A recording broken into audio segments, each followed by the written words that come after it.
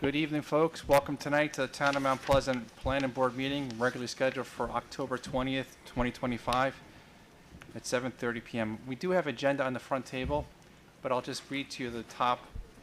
We're first going through a few business items. That's where we go through administrative items, voting on minutes that we've had created and a few things like that. Then we're going to go into a public hearing, which I think many of you are here. So that's going to be pretty much item number 3. The first two are pretty quick, just to kind of level set where we are. After the public hearing, there are a few more applications that are brand new applications that are looking to come before the board. So with that being said, first up are business items, as I stated. Acceptance of minutes drafted from the 10/2/2025 Planning Board meeting. Any questions or comments from board members on the minutes from October 2nd, 2025? Make a motion to approve the minutes.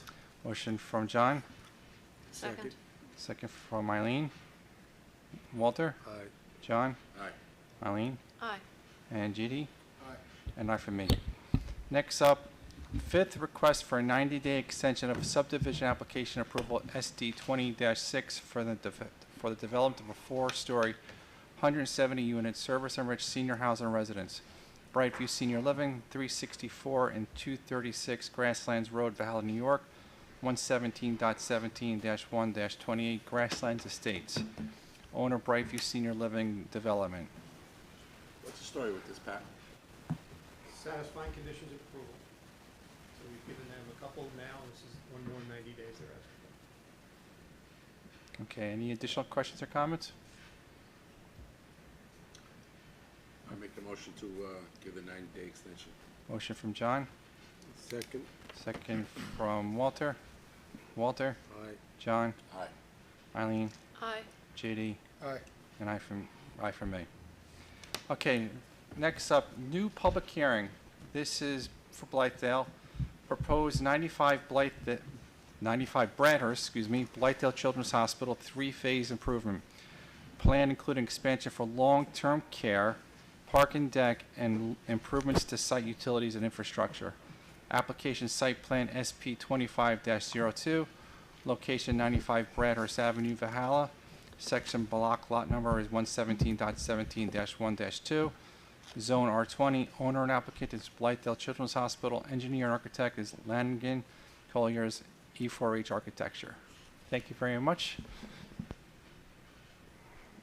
Lenny, be good? Our technician's coming up.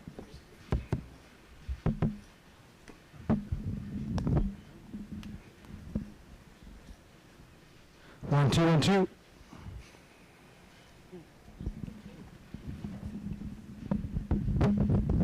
Thank you, Lenny. Good evening. Thank you, Mr. Chair, members of the board. For the record, my name is Janet Giras. I'm a partner with Del Bello, Dinellan, Weingarten, Weiss & Whitaker here this evening on behalf of Blythedale Children's Hospital in connection with their application for amended site plan approval for the expansion of their facility. I know we've spent many months with you. I'd like to just go through the application with you for the benefit of the public, introduce the members of our team, and we have a nice presentation for you to show you all of the different components of the project. So just to refresh your recollection with regard to the property, it's located at 95 Bradhurst Avenue, and it consists of approximately 12.6 acres, and it is located in an R21 family residential district of the town. The hospital is permitted by special permit, and it has existed on this property since 1923. It's currently improved with a 2-story brick hospital building containing approximately 235,000 square feet, together with related parking and infrastructure. We were last before the board prior to this application in 2007 and 2008. This current application was filed in March of 2025, and that was after a long, at least 3-year planning process and design process, which included meetings with town professional staff and consultants, meeting with board members, and meeting with town officials to talk about the proposed expansion, to design an expansion of this building in a way that was most sensitive to the properties that are surrounding it, most sensitive to the patients who are there, and to be able to construct something within the constraints of the property. So again, amended site plan approval from this board. We are also seeking a number of variances from the Zoning Board of Appeals. As I mentioned, the project consists of 3 components. It's a 1-story parking structure in the first phase, containing a total of 132 parking spaces, together with second phase, a ring road around the existing hospital, which will provide emergency access at the rear of the building, and which will support the near expansion. And again, a new 2-story building addition for the provision of a net of 44 additional long-term care beds. So there are currently, I think it's 118 beds at the hospital, 24 of which are long-term care beds. The remainder are regular inpatient beds. And unfortunately, there is a demand that hasn't been met across the state for these additional long-term care beds. So we're proposing this addition to accommodate an additional 44 long-term care beds at the facility. As I mentioned, we are also seeking area variances from the Zoning Board of Appeals. We have worked out what those variances are with your building official. Those are related to the proposed parking structure and the setback from the property line. They are related to the rear property line. Many of these conditions already exist. So the proposed addition of the building is being proposed in an area that's been previously disturbed. Again, the parking structure being proposed in an area that is currently where the surface parking is, so it's intended to be 1 level up. The horizontal plane of that is about 11 feet above grade. In connection with our application, which we filed, as I mentioned, in March, we have received a number of comment memos, both from your planning consultant, which we responded to, your engineer, town engineer. We got our 3rd memo from the town engineer on Friday, and we will meet with him and we will respond to those comments in writing. As you know, you've also retained a traffic consultant, outside traffic consultant for this.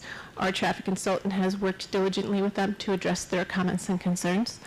We have also, I don't want to steal the thunder of my team, but as I mentioned, you know, the project was years in the making and designed to try to result in the least amount of disturbance, additional disturbance on the property, and also to try to respect as much as possible the surrounding community.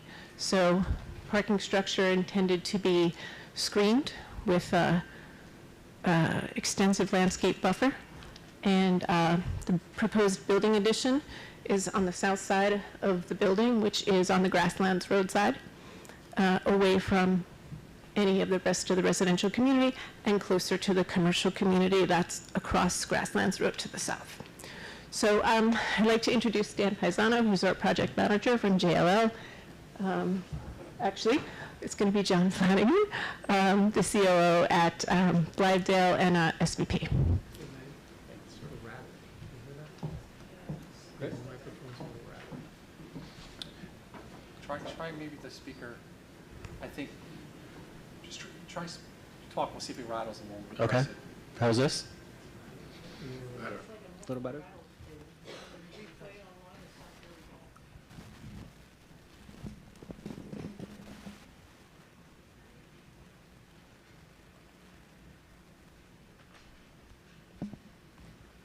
One, two, check, 1, 2.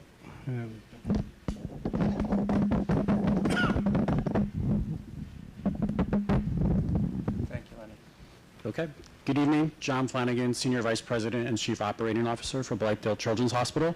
We wanted to just review who Blythedale is, go over our history, and then what we do. So Blythedale has been in existence since 1891. We started in Hawthorne, really as a respite for kids from the city who had tuberculosis or other types of diseases that tended to affect their bones. So they would come up here for fresh air, for good food, for care by the doctors and nurses. But it really was more of a respite home versus a hospital. In 1923, not on this slide, but in 1923, as Janet mentioned, we moved to our current location in Valhalla. So we've been at our current location for 102 years. It was really in the early 1960s when Blythedale became less of a convalescence home, respite home, and more of a true hospital, treating orthopedic issues, kids who had polio, cerebral palsy, other orthopedic issues. In the 1960s and 70s, we ended up treating more complex medical conditions, so chronic medical conditions that I'll go over in a few minutes. We did a renovation in 2011, as some of you will recall, where we ended up with the 94 inpatient beds. We then repurposed one of the old inpatient units to create the 24 long-term care beds. Next slide. So just to give you a sense of where Blythedale fits in the healthcare system, we are an independent specialty children's hospital. We are not affiliated with any of the larger systems. We work very closely with them. So a child will start in the acute care hospitals. That could be Maria Ferrari down the street. It could be New York Presbyterian, Mount Sinai, but also hospitals as far away as Yale or the Children's Hospital of Philadelphia. And more recently, hospitals from upstate New York will come to Blythedale. We're the only children's specialty hospital in New York State. And they come to us for ventilator weaning, acute rehab, or management of their complex medical conditions, and we'll get into that in a moment. As I mentioned, we are also a skilled nursing facility, so that's a separate license from the New York State Department of Health as a residential health care facility, essentially a pediatric nursing home. Next slide. So at Blythedale, the different types of conditions that we treat. Acquired brain injury, we are one of the only designated, actually the only pediatric designated traumatic brain injury units in New York State. So these are kids who may have a stroke, an aneurysm, they may have been in a car accident where they suffered brain damage. More recently, we've had subway surfers who damage their brains through that, gunshot victims as well. So any type of brain injury, we're caring for those kids. Assistive technology, so kids who need communication devices to communicate, eye gaze devices or computers just that will speak for them. Any child who needs a wheelchair, a power chair, activity chairs where they stand, we provide that service. Fewer and fewer organizations and hospitals are offering this service because the reimbursement's not great. We have a great center at Blythedale. We get kids with cancer, we get kids who have heart diseases. One of the things we do is some of these conditions are so complex that the child needs multiple surgeries. There's not enough beds in the acute care hospital, so they'll send the child to Blythedale to recover enough in between surgeries so that they can get strong for that second or third operation. And then we work with acute care hospitals to send them back and forth. A lot of our children, almost our entire first floor is babies. So those are usually babies who are born prematurely, sometimes as early as 23 to 24 weeks. Those children may stay at the acute care hospitals for 60 to 90 days. That's just about when they should have been born. They then come to Blythedale so that we can continue to develop their lungs, hopefully wean them off the ventilators so that they can go home, or get them on a ventilator that their parents can learn how to use and take them home. We also have a specialized feeding program, so typically babies who can't feed appropriately, aren't gaining weight, they can come to Blythedale. These tend to be our shorter term babies. They're with us for 2 to 6 weeks so that we can work with them on their feeding issues. You can go to the next slide. But tonight we're here to talk about our long-term care services. This is what the service that we would like to expand with these 44 beds in this additional wing. So what do we do on our long-term care unit? So these are children. On this previous slide, you would see 90% of our kids do go home from Blythedale. However, for those 10% who can't, they need to go to a residential healthcare facility. These are kids who, for whatever reason, either their medical condition, they have too many skilled needs to be able to go home, they're on a ventilator, they're on feeding tubes, and their parents either can't learn how to care for their child, or their home is not sufficient to accommodate the specialized equipment that is needed. So for example, a child in a wheelchair or a power chair, if they live in a building without an elevator, we can't send that child home to that building. So for these long-term care residents, we're providing medical oversight, medication management, respiratory management, rehab therapy, and of course, recreation therapy. Of our current 24 patients, I think 20 to 21 of those patients are currently on some sort of respiratory support, either a ventilator, CPAP machine. Sometimes it's just a ventilator at night, but they're all needing significant respiratory support. For the children who are school-aged, they do go to school at our Mount Pleasant Blythedale School District on site. So they do get that experience and socialization through school. For the younger kids, they will get appropriate developmental support through our Child Life and Recreation team. So the typical day for these kids, they'll wake up early in the morning, they'll get any medication that they need, they'll get any other sort of medical management as well as respiratory therapy care. We'll get them bathed and dressed, and for those who go to school, they'll go to school typically for 2 to 4 hours.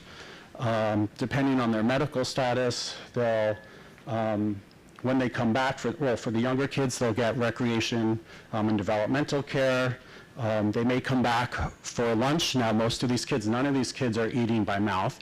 All of these kids have feeding tubes to get their nutrition. So they have to come back so that we can get them their feeds and any afternoon medications.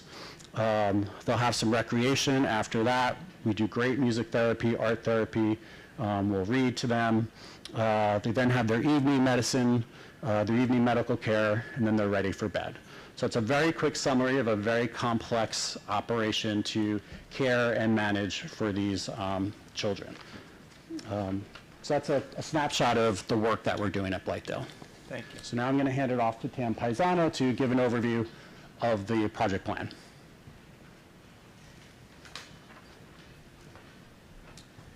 Good evening. Dan Paisano, Vice President with JLL. We're the owner's representative for Blythedale for their capital projects. So I want to start by giving you an overview of the project here. As Janet mentioned, this is a phased project. We phased this to have the least impact to the campus and to the surrounding areas, and because there's pieces of the project that have to be done in sequence. So our first phase would be our parking deck, as you see here on the right, outlined in yellow. The reason we did the parking deck first is it will alleviate the parking challenges that would persist in the following phases. Phase 2, as Janet mentioned, is a make-ready phase. There is a connection of the ring road that we doesn't currently connect, a generator upgrade. We have to move our electrical service into the building, our water service into the building, as well as take down a balcony, some other small campus improvements there. And then the final phase would be the long-term care expansion. So 2 stories, there's a basement that supports the utilities, as well as the storage that we put down there.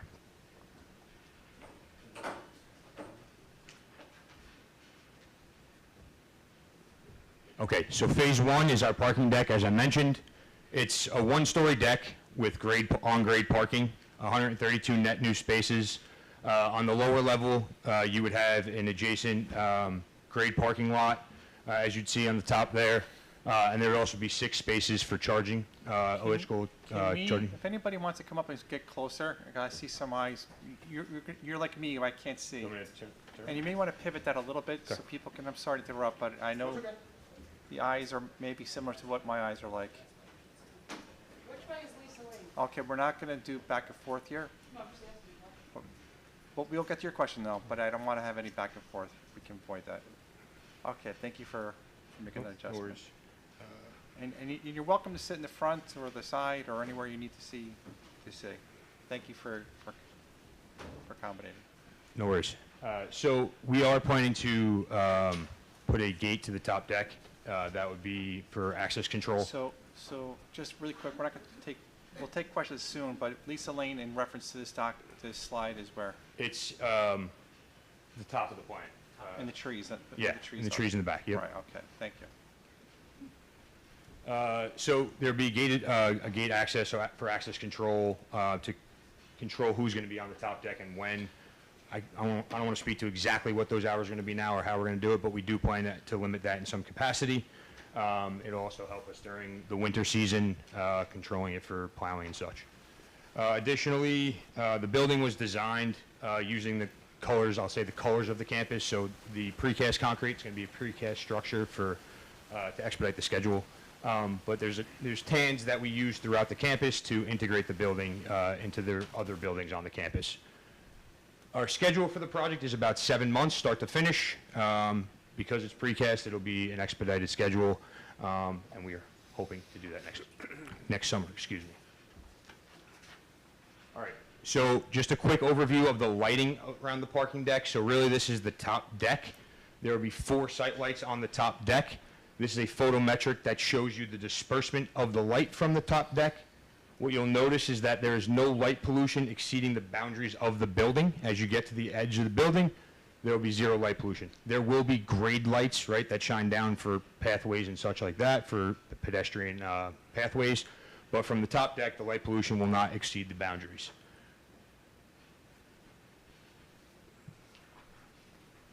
Okay, so we just wanted to give you an overview of some of the landscaping improvements that were going to be a part of this project. So if you see around the parking deck, you'll see kind of bright green trees. Those are all new plantings. So we've really increased the amount of plantings we're going to put around the deck, especially on the north side, which is TV screen east, and on the Springbrook side as well. We'll also have a new bed in between our current surface parking and the parking deck. We're going to have lots of bushes and trees and, colorful plants in there. And there'll be a little bit of new planting on the side where the LTC expansion is going to go. What you'll see here is there's 3 red dots on the screen. Those 3 red dots are the approximate locations from where we've rendered 3 landscaping views for the landscaping screening that we have.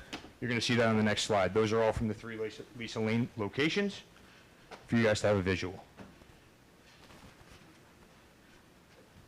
Okay, so as I said, 5, 3, and 1 Lisa Lane. What you'll see is that we've done a time of planting visual. So that would be the top side across the board. So that would be, as soon as they're planted, this is what it'll look like. 3 years from then, you'll have the visual along the bottom. So you'll see that it's a pretty significant screening. We believe that it's 40+ trees, evergreen, so that it really kind of blends the trees together and creates the least amount of sight lines to the Blythedale campus from the neighboring properties. Dan, what height will they be going in? The initial will be 6 to 8 feet. There's some larger mixed in, but we felt that would be the appropriate height to start with. Is this deck going to be available to the public? Because I see a lot of cameras going in the back. These slides. The slide deck? Yeah, I see a lot of people taking pictures. I'm just wondering will this image be available to people to see? Sure. We can make this available. Okay. That may help if people want to see it without taking pictures. Have it on the town's website. Yeah, that's what I'm trying to say, yeah. Deck, no. That's what I thought you meant as first step. Okay, so just a brief overview of the construction logistics plan for the parking deck. That is phase 1. That is the one that we've developed the most. We have a contractor onboarded, and we've worked through logistics with them as well. So I'll just briefly take you through this and what we're thinking. So the yellow area will be surrounded by a construction fence. That is our construction site. There'll be 4 gates for access into the construction site for deliveries, etc. The green, the teal area in the bottom right is the valet parking. That'll be for patients and visitors. Blue is all the parking that will remain for employees. We will be obtaining off-site parking for our employees, and we'll be shuttling them to the campus. Additionally, the construction workers will also be off-site, and they will be shuttled to the campus. There's a construction trailer, obviously, and the orange shows you the pathway from the valet to the entry of the building. We'll be bringing deliveries for the project through the main entrance. You'll see the arrows and the delivery pathways there. Our intent is to schedule our deliveries to be off hours of the shift changes and of rush hour in the township. So we've worked with our contractor. We believe that's possible. A lot of them will be midday so that it's outside of those rush hour and shift changes. And where is this off-site parking? To be determined. We have about 2 or 3 locations right now that are within a 2-mile radius of our campus. We have not finalized that yet, but we will. We're waiting for approval of the project before we move forward.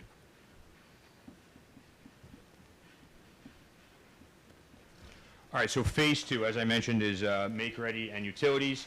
So I tried to simplify this by coloring the plan, and really it's a bunch of little projects encompassed into one. A lot of these projects are to make way for the final phase, which is the long-term care expansion. Our current water feed, our gas feed, and our electrical feed all need to be relocated. They all are within the footprint of where the long-term care will go. So we'd be moving those into our courtyard and then reconnecting and dropping the water down further into the building. Additionally, we'll need to upsize our generator. So the generator location would move to where you see it in green right there, which would be behind our cafeteria. The yellow highlights a balcony that we need to remove. It's falling down. It's just a small piece of this. And then the orange is the ring road. So currently our road goes to about right where the orange stops on both sides. We'll be connecting that ring road now for deliveries, ease of deliveries, better traffic access throughout the campus. And then lastly is our loading dock. So our loading dock is currently an exterior loading dock. It doesn't work very well because the trucks have to back all the way down into the loading dock. The ring road as well as the new loading dock would allow them to just pull around the campus and back right into that loading dock without having to back all the way down from that north entrance. All right, so now I'm going to pass it to Jennifer Arbuckle from E4H. She's going to take you through the long-term care expansion piece of our project. Thank you.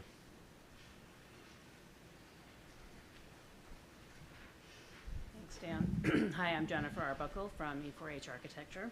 So the long-term care expansion, Jana and Dan have already described it a little bit, but it's a 2-story addition. The lower level of that addition will be adjacent to the, it's a little complicated because the hospital is on 2 levels and the site changes one whole level. Oh, sorry, yes. You can pull that right off if it's easier. Well, It's I up don't to know. you. I don't know if I can handle that. Okay. No pressure. The way the existing hospital is configured, you come in on one side and the other entrance is on an upper level. So the addition will match the floor level of the upper level, and there'll be 1 story in addition above that. And then there'll be a basement below that, which will be at the same level as the existing lower level of the hospital. You can see the 2 new floor plans on the screen now. As we've described, the intent is to add 44, a mix of private and semi-private patient rooms, so 44 new beds. In addition to that, obviously, as John described, there are needs for therapy and recreation and support spaces to support the care that they provide to the patients within the hospital and within the long-term care expansion. They also need access to the school and some of the other daily activity programs that John described. As we think about the design of the building, our goal would be to add as much daylight and outdoor views and landscaping so that as the families and the residents who live here in this building are living there, they have access to nature and they have views to the outside. So we'll have a 2-story atrium space as you come into the building. All of the corridors in the building will daylight so that there's no dark hallways. And hopefully it'll be a very pleasant space for patients and families and staff to work. The design of the building is meant to continue the color scheme that's been used on the outside of the building to date. So it's a very neutral palette with hints of color here and there for the children that will be living on the campus. One of the things that I think is important to mention is that we purposely added a basement to the building to put the mechanical and electrical and plumbing equipment in the basement rather than putting it on the roof, so there won't be big, large air handling units on the roof, everything will be down below. And that will help keep the height of the building just to the space we need to accommodate the patients. And then, as Dan mentioned, the loading dock will be modified and will provide a much better access to the building for folks that are coming to deliver supplies. Do you have any environmental sustainability measures incorporated into the building? Yeah, almost all of the projects that we work on, and particularly this one, are designed to be, to meet the requirements, the minimum requirements of LEED certification, which is a green building standard. So all of the mechanical, most of that can be achieved in designing the proper mechanical, electrical, and plumbing infrastructure for the building. But in addition to that, we're hoping to have some green roof space so that patients and families will be able to go out from the second story onto the adjacent roof into a pleasant place to be without having to go all the way down through the building and out onto the space around the building. And then there's other measures as we work through the infrastructure of the building, like water-saving measures and energy-saving measures. And the daylight that I mentioned before is a key component in the design of healthcare spaces for. So have you considered going toward LEED certification in some shape, form, or another? Yes, I think the building, even if the hospital chooses not to pursue LEED certification at one of the, gold, silver, platinum levels, the minimum of the building design, no matter what we do, will meet the minimum certification level. And oftentimes, the buildings we design today are usually at a silver level without us working incredibly hard. So the certification is usually a choice of the client to decide. Yeah, the But we can- CSC, we'll have to make sure the CSC hears that, because I think they'd be interested in that conversation, because they're big advocates of, as you can imagine, LEED certification. Yeah, of course. And as I said, particularly as a healthcare designer, it's very important, not just for the health of the building, but for the health of those who work and live within it. Okay, thank you. Yeah, of course.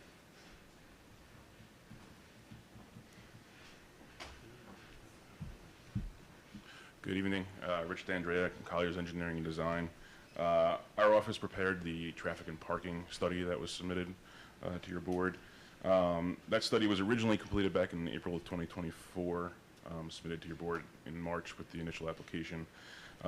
We conducted traffic and parking data collection in February of 2024, and that was kind of the basis of our analysis. Taking the 2024 data, we projected out to the future design year for the project, or the build year, when this is going to be fully operational, of 2028.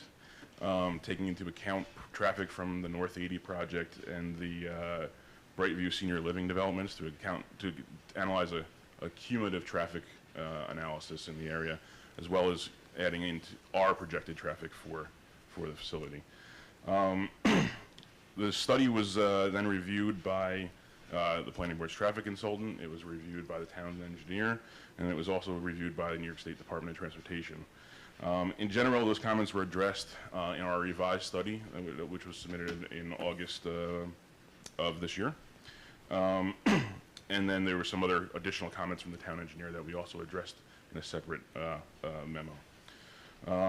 Just to kind of quickly run through some of the findings from our study. In general, we don't see a significant traffic impact from the addition here, but there are some things that we did notice and point out that we think can improve some of the traffic operations. One of the things that we're looking at the southerly driveway to the property is the restriction of left turn movements. That would improve operations, not just at the driveway there, which are difficult to make left turns because of the proximity to the intersection at Grasslands, but it would also improve the operation at Grasslands. You wouldn't have people stopping as they're turning northbound into the driveway there anymore, and it should improve Grasslands a little bit with traffic flow. We also noted some site distance improvements that need to be looked at the northerly driveway. Coming out of that driveway, there's a tree to your right that kind of blocks site distance a little bit. So for safety improvements, that was one of the things that we recommended. There's also a bus stop at that northerly driveway. The bus stop sign's on the wrong side of the driveway from where the actual bus stop pad is, so we had recommended that to be relocated. And then on the parking end of things, I know it was mentioned that we are providing 132 new net spaces. We had done an analysis to try to kind of identify what was the parking need. Right now, there's a heavy usage of valet to accommodate the parking demand, and when you take that into account, plus the additional spaces that would be needed for the expansion, we identified a need for 115 to 120 parking spaces, and which would be accommodated by the 132 new net spaces that we will be providing. And valet would still be a part of what they're going to be doing there in the future. Just a couple other things. I mentioned that DOT did take a look at our study. One of the things that we asked them to take a look at was the possibility of access to Grasslands Road. Their response was essentially that they didn't feel that that was a safe location for access and that they weren't going to allow that. The reasons for that were proximity to the last Grasslands Road intersection and the fact that you also have the right turn lane getting onto the northbound Springbrook Parkway ramp there. Just those confluence of things there, they did not feel that was a safe location for any type of access. And I will say that we did respond to DOT on August 21st. We're still waiting for another response back for them on their review of those comments. So I think we're done. I think that's our presentation. Anybody want to close it out? We're good? Okay. Thank you. All right, we are here tonight for many reasons. Oh, yes. We have to do one administrative item. We need to waive the reading of the public notice. Do we have a motion for that? So moved. Motion from Eileen, Second. second from JD. Walter? Aye. John? Aye. Eileen? Aye. JD? Aye. And I for me. One administrative item. Second up, we're here for the public hearing, which means we want to hear from the public, and often the public guides the application because we hear things that we don't necessarily know about because we don't live, I don't personally live in that part of town, I live in another part of town.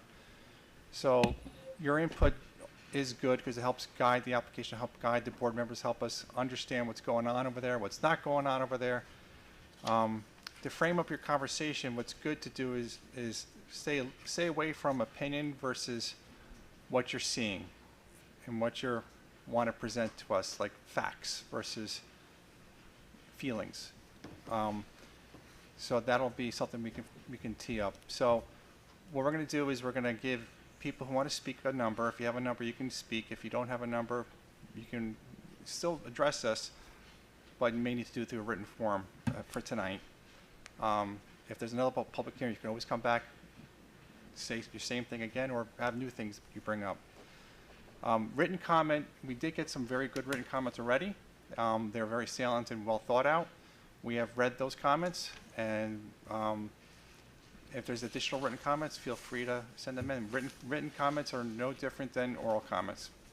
So that being said, I'm going to ask people who want to speak to raise your hand. I'll give you a number, and then we'll go around the room and have some conversation. So I'll go right from the front. Number 1, ma'am, yes. Number 2, number 3. I'll go across to number 4, number 5, number 6, number 7, number 8, number 9, number 9, 9, 9. You're 9, right? I think you're 9 in the back. Yeah. Is there a 10? Can I have a 10? I'm an auctioneer. All right. Come on up to the mic. Don't be shy of the mic. Yeah, and yeah. Do I face you or them? Okay, that's a good question because I forgot to bring that up. I Okay. forget things. So you address us. I'm going to ask the applicant to respond to things that need to be responded to. Okay. And also, I'm going to ask the applicant also to provide some written comments to the salient questions that do come up that we can post online as well. But you're addressing us. But you're addressing us. Okay, so. So, and just, not to time you, but if you try to keep it to 4 minutes. Not even, okay. All right, so I live at 5 Lisa Lane. Your My- name, please? Oh, Megan Chiappa. What's that? Megan Chiappa, Chiappa. So I live at 5 Lisa Lane, and what we're talking about here is about a buffer zone. I would like to know the exact number of feet that wall is going to be to my property. So, do I ask you, or? So you ask us, and Okay. I'm going to ask the applicant, which I think you see them doing already. They are sharpening their pencils and they're writing down your comments. I'm going to ask them to respond to that. We may have some questions that we should have responses now. If they don't have the response right now, then we can ask them to do that in writing, and we'll make sure that everybody gets that information. Okay. Okay? Because it's supposed to be, my understanding is 200 feet. So the buffer is, do we know off the top of our heads the buffer?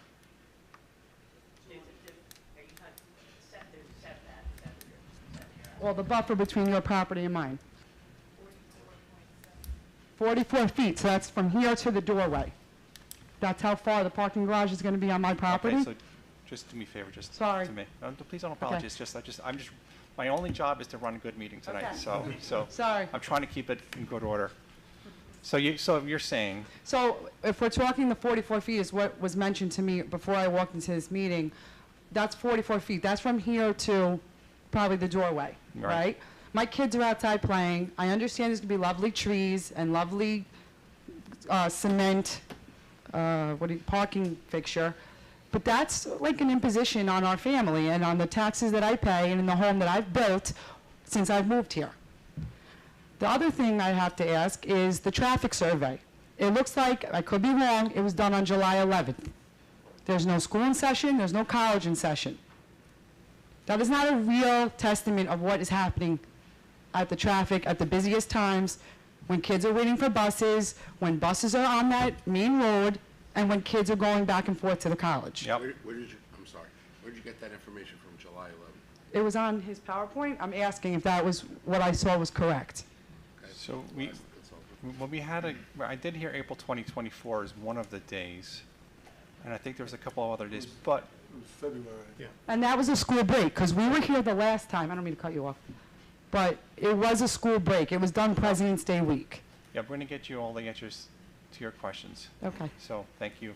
And I don't want you to think we're gonna forget you. We're not gonna forget you. Okay. All right? Thank you very I'm much. done. Thank you. Number 2.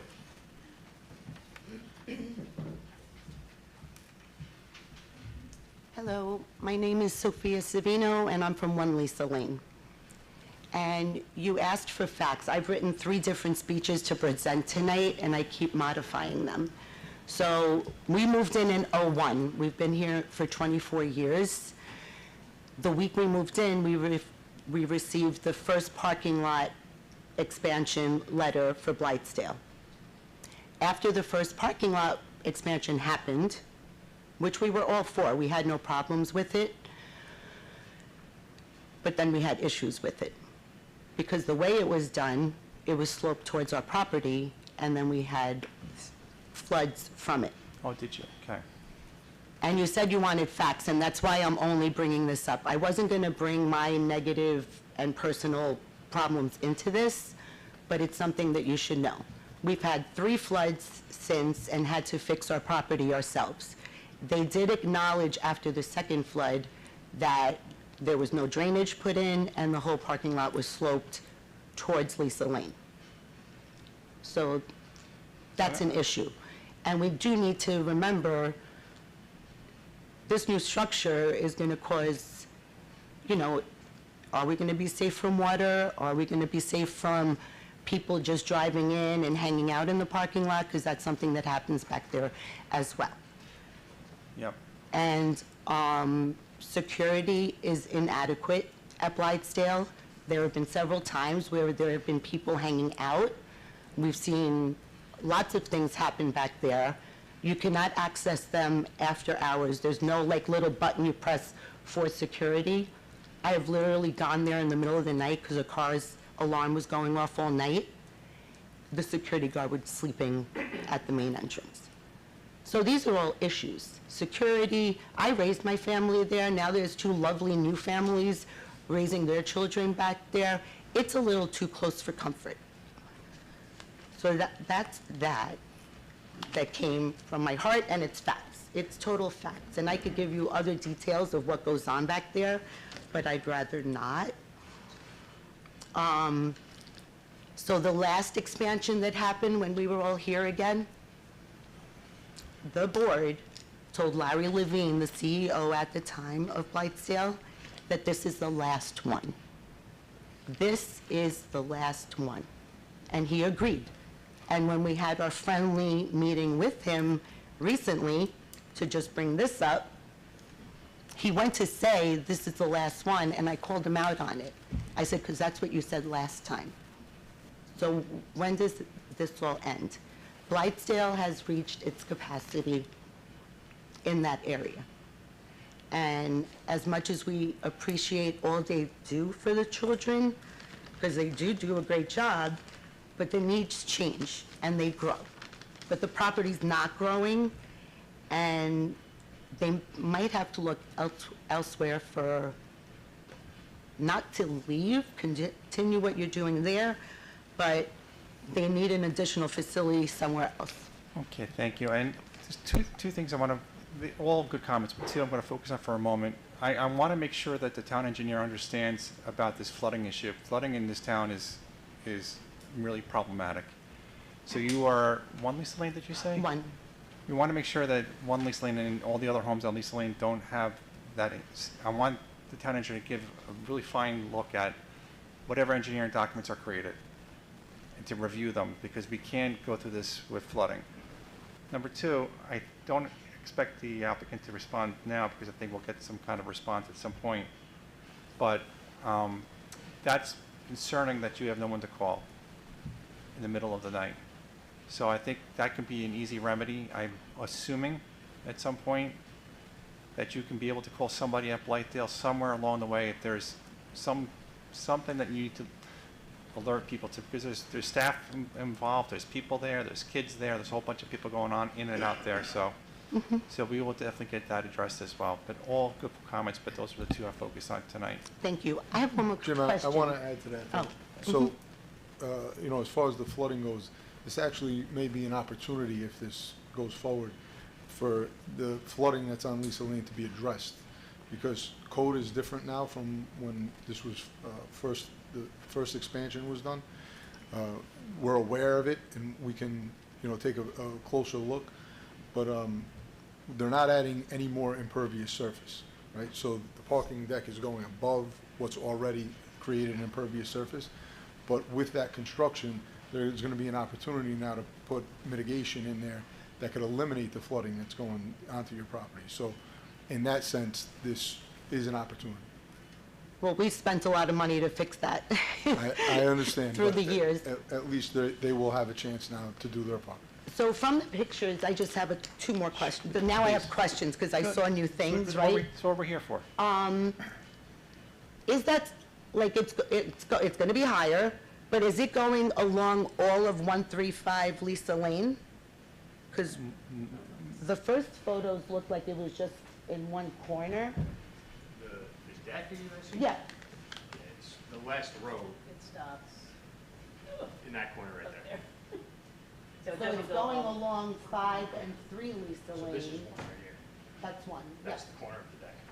Okay, which I can see clearly from my bedroom window. And then that's 3 and 5.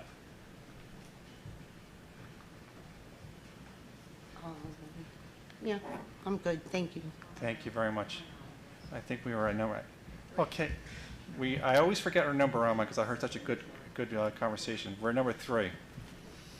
Think about that for a moment.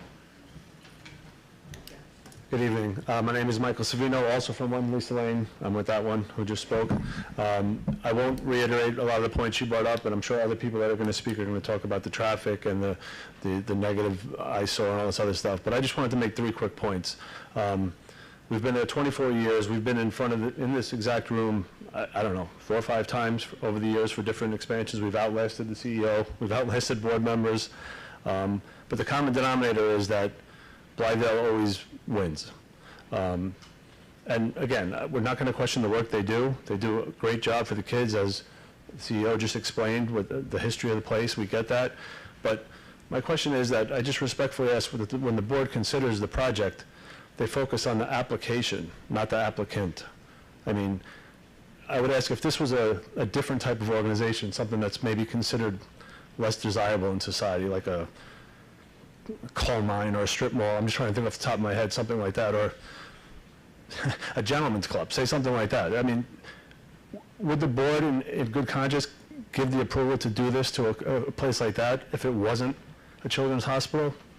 Again, that may be more opinion than fact, and I don't want to stick to the No, facts, no, but yeah, we'll address that. That's a good, and I was going to bring it up at some point anyway. So our job in the board is not to review the merits of the occupant. The owner of the property does wonderful work, and I don't think anybody here in this room will disagree with the work that the school or hospital does.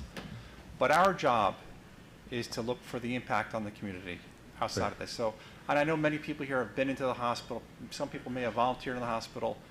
I don't think anybody's really opposed to the work of the hospital. It's really how do we make sure that we do not impact the community in any negative manner. As an example, hearing about the flooding, that was to me something we need to make sure we check that, dot the i's, across the t's to make sure that we don't impact people with flooding. Make sure that the lighting issue is not an issue. Making sure that traffic is not an issue. There's a whole bunch of issues that you probably can think of yourself. But no, 100%, we will not look at an application one way or another based on the good deeds of the hospital or not. no, I appreciate that. Thank you. I mean, the whole speech that the CEO gave at the beginning was wonderful, but in my opinion, had absolutely nothing to do with the application. I was hoping you guys were going to cut them off. I mean, great, but who cares when it comes to the application? My second point was just about they've reached their limit. I know other people have said that already, but most of us that live in this area grew up somewhere else and started a family, and we expanded. And then what did? We left. We came here for greener grass, bigger space, and I think the hospital had reached that point probably 10, 15 years ago. And I know it's come up in our internal meetings with them, and they've toyed with the idea of looking at other spaces, and they've gone out and out and out, and now they're going up. I mean, I think it's saturated at this point between traffic, neighbors, et cetera. I won't belabor that point. I think you guys know what the issue is there. And then my last point, on a related note, if they're really looking to expand, the 6 neighbors on Lisa Lane have all discussed this internally, and we'd be more than happy to consider a proposal from them to buy us all out and take over the whole Lisa Lane, and they can pick up 12 acres and do whatever the hell they want, including their parking garage and anything else. So just throwing it out there for wherever you are. If you're interested, our ears are open. Okay. Thank you. Thank you very much. Number 4.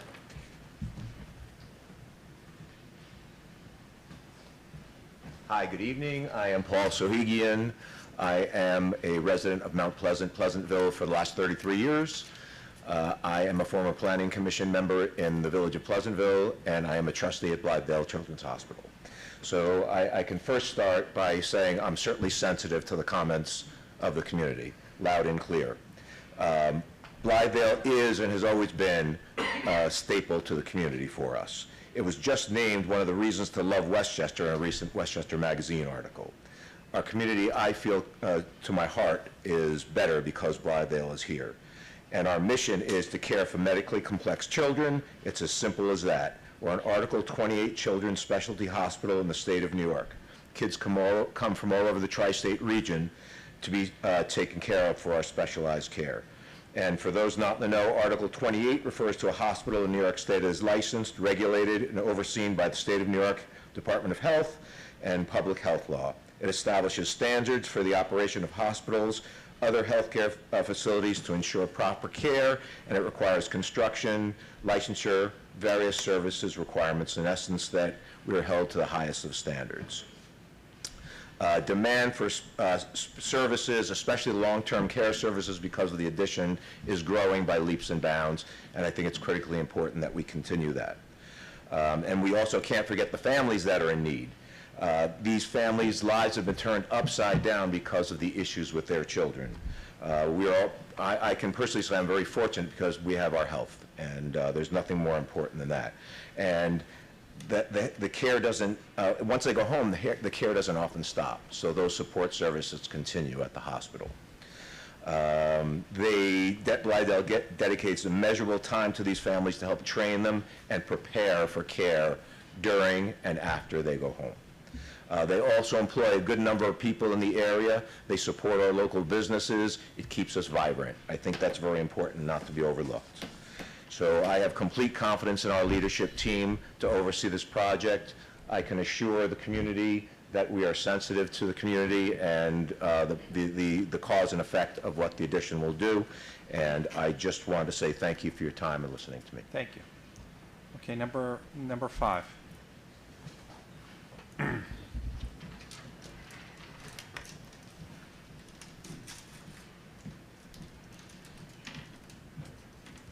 How you guys doing? So I've been there for 32 years. Living, I'm sorry, Glen Acasella, Bradhurst Avenue. So I know this hospital from before it was half the size it's been. It's just been coming to planning board meetings year after year as it gets bigger and bigger and bigger. I want everybody here to look at that picture. Look at the lot coverage of that property, and they want to add on to it. The traffic that comes out of there is incredible. They can say what they want. The traffic, you go at certain hours of the night, there's traffic there. I got to sit to get out of my driveway, okay? We talked to the DOT, I talked to the DOT, we talked about this driveway access coming out of that south side of the property, and there's a way they can make that work if they wanted to. I had a long conversation with the DOT. There's another medical facility on the other side of Grasslands Road with the exact same thing, with the east and the west and the north and the south different. But other than that, it's exact same. The same access. They can have a right turn out there only. They can have a right in only. So when you're coming down Grasslands Road and Norwood Road, you don't have to turn on Bradhurst. They can come down past Bradhurst and get a right turn directly into their property. They can have, if they say they can't, which they can, go out right, they can certainly come in right from, again, Norwood Road, Grasslands Road, they come straight down and make a right. Can you share that information, who you spoke to in the DOT, and we can get that to the applicant?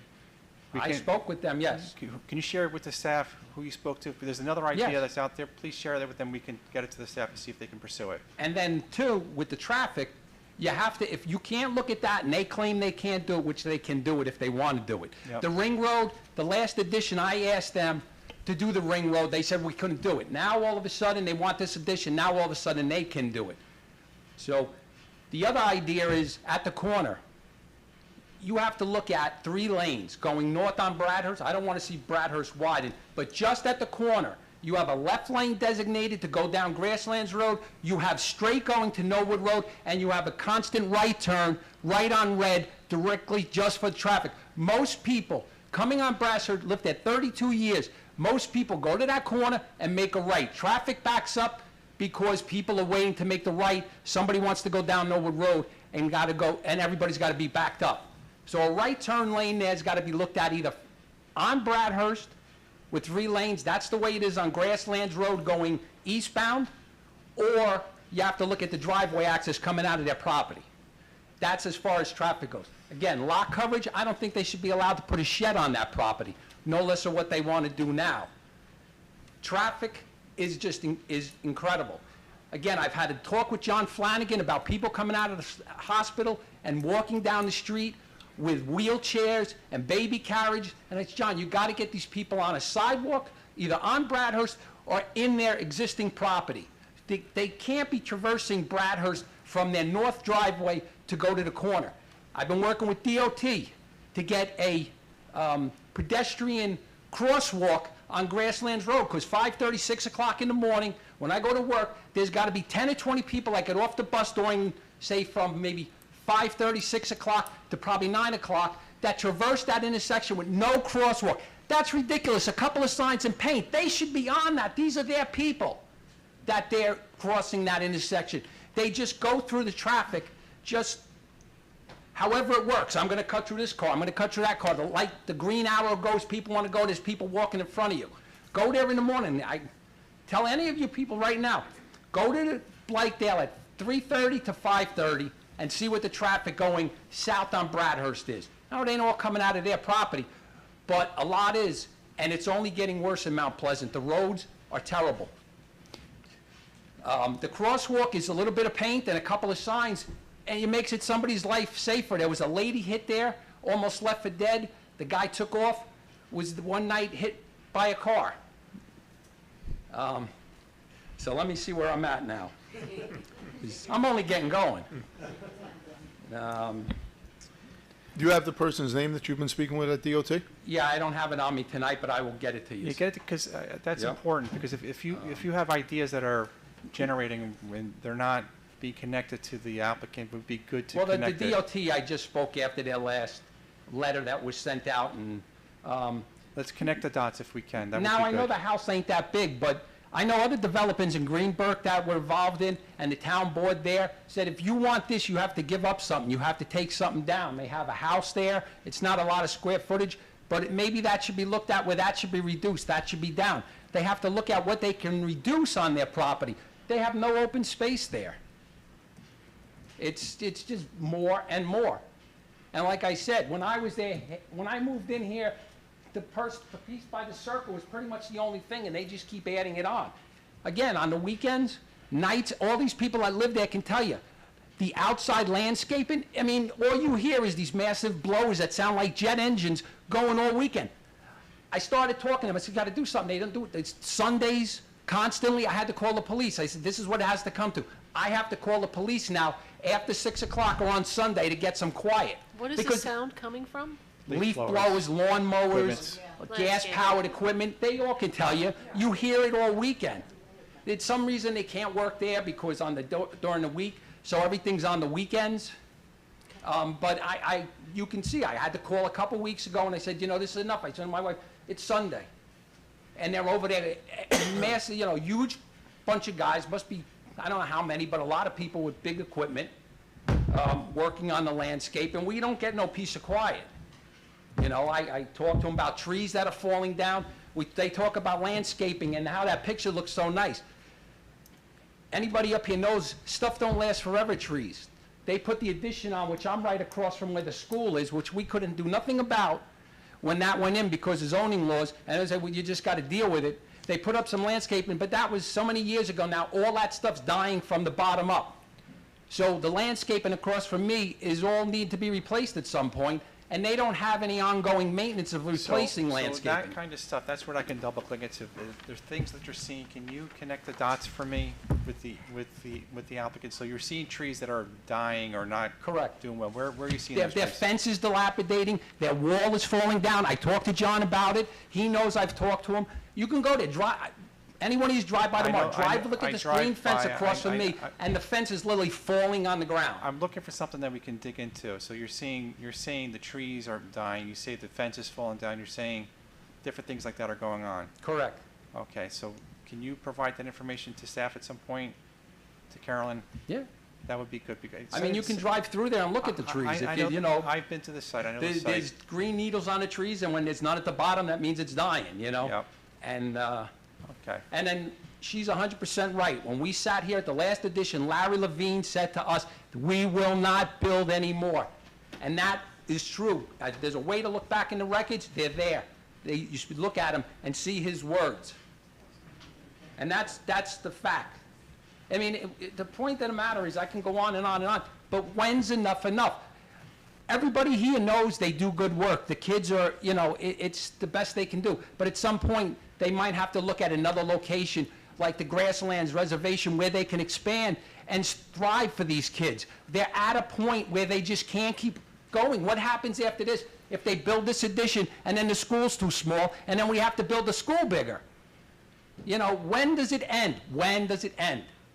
Okay, thank you. I'm not done. Thank you. Thank you. Okay, so that was number 5. Number 6.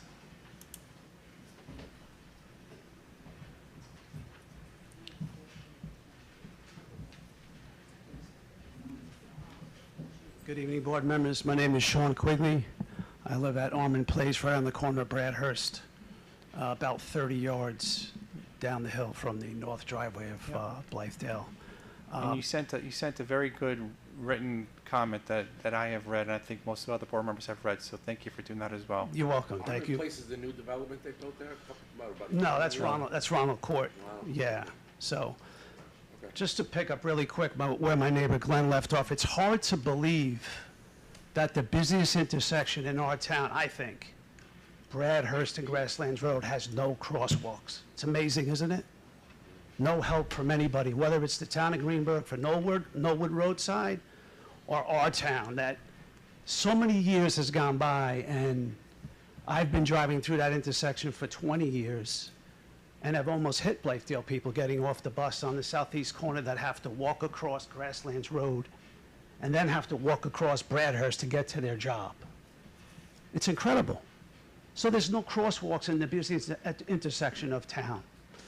You heard my neighbors about the traffic, the studies. I'm not trying to be difficult, but I don't think I've ever heard a traffic expert get up here and say that the study that they conducted for their client had a material impact. I've never heard it. They don't live there. I live there and my neighbors live there. And it is a bad problem. We have, bar none, the most trucks that go through that neighborhood. That's a fact. Because we are buried, we are smothered in development. Regeneron, North 80, not one shovel of dirt for that project yet. They're adding 8,000 parking spaces. Brightview, Westchester Community College, 19 Bradhurst. I mean, how much more are we going to have to tolerate? You heard my neighbor say he got together with his neighbors and they're offered 6 houses for sale. That's ridiculous. That is absolutely absurd. This picture, the maximum building coverage on R20 is increasing by 93%. Am I right, Pat Cleary? Okay. I'd have to get the number for you. The R20 base is 15% permitted. You're proposing 29%. So, just one thing, just don't back and forth with the... They're proposing a 29%, Thank you. right? Yes. In the R20 zone where that hospital is, it's 15%. That's a 93% increase. When you go to the special permit, 20% is permitted, right? They're putting up 29%. That's a 45% increase of building coverage. Where does it end? The buffer required that protects my neighbors and I from institutions that were put on the books here decades ago, that protect residential communities from institutions, are 200 feet, front, rear, and side. 200 feet setbacks. There's a reason for that. They're encroaching on the Lisa Lane setback by 78%? And those are variances they're going to have to pursue, and I encourage you, when That that... was in my letter. Like, it's amazing to me, Mr. Collins, that I heard Janet Giras get up here and say, we've been having discussions for 2.5 years. We've talked to this one and that one and this one and that one. Yep. And now here we are in the public hearing, and my neighbors and I are here. But there's been conversations behind the scenes for years, according to what the attorney just said. And by the way, she said most sensitive to the residents surrounding the hospital. With all due respect, encroaching on my right of a 200-foot buffer is not being sensitive. That's all right.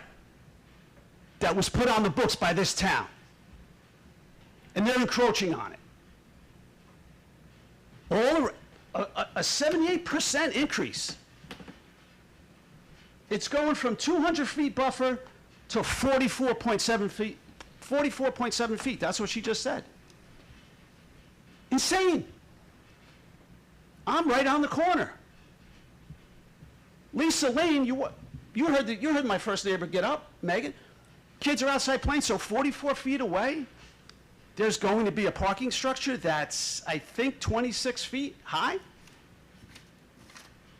Paisano gets up here and says, we're putting trees in. He puts a photometric plan. The first time I saw it, they're planting. We have 2 developers on the board. They're planting 6 to 8 trees that are going to take 20 years to mature. They're not spending the money on Norway spruces. I read the tree planting in their submission. That is a perfect metaphor for what me and my neighbors have been dealing with. Asking the town to give up a 600 feet required buffer, taking 475 of that to build, and leaving us with 125 feet. And they want to half-ass a tree planting program? I don't think so. The buffer conversation, when it does happen, I want you to encourage you to bring that to the ZBA. That's a good conversation, and I think it's something they should hear as well when we get to, if they do get to that point. Because this board can't handle anything with buffers and variances and things of that nature. They're expanding, according to their submission, in March. 70% of their operation. They're just maxed. They're just maxed out. And from somebody whose wife is a pediatric intensive care nurse at Maria Ferrari Children's Hospital for 26 years, I know exactly what they do in that building. But it does not give them the right to encroach on protected buffers that were put on the books here decades ago. It doesn't. They don't have the right to do that.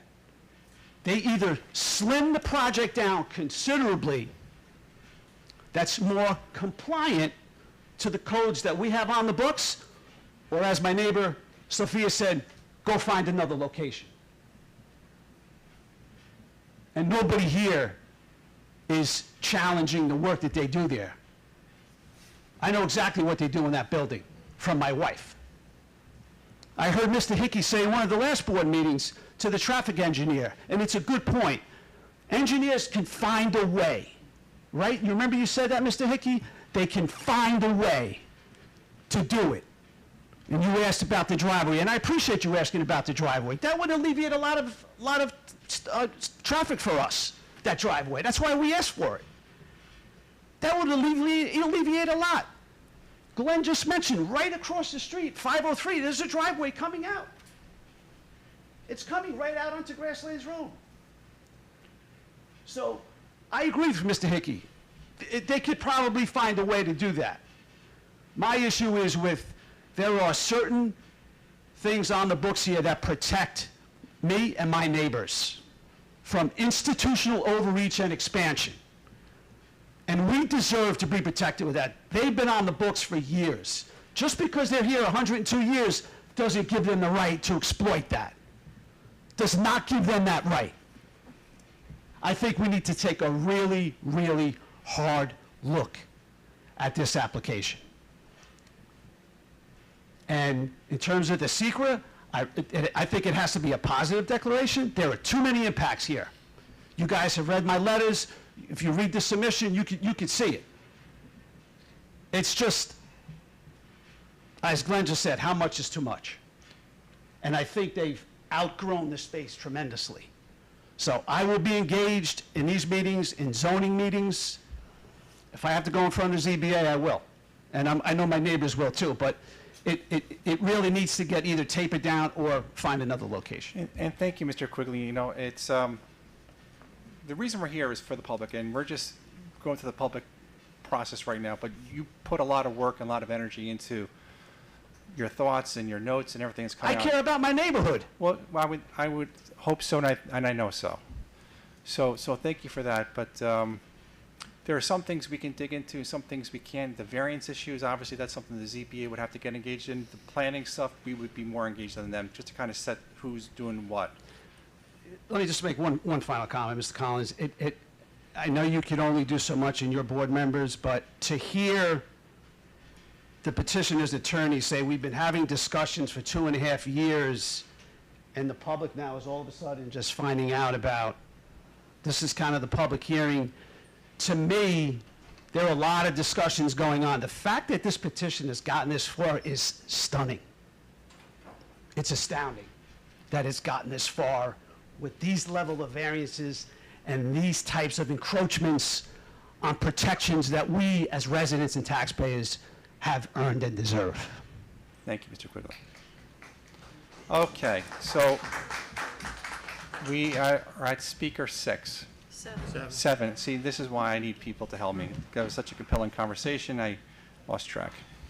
Number 7. Good evening, board members. Cal Salim, I live on Armand Place. I mean, what do you say after that? You know, it's all there. The only thing I can honestly say is they can spin as much as they want. They can spin it all around, make it look really good, but we live there. We know. The traffic is horrendous, all right? The noise, they haven't even said anything about addressing any noise pollution. The light pollution, sure. I don't believe anything that they're saying because you can see lights from there, and I live all the way inside Armand Place.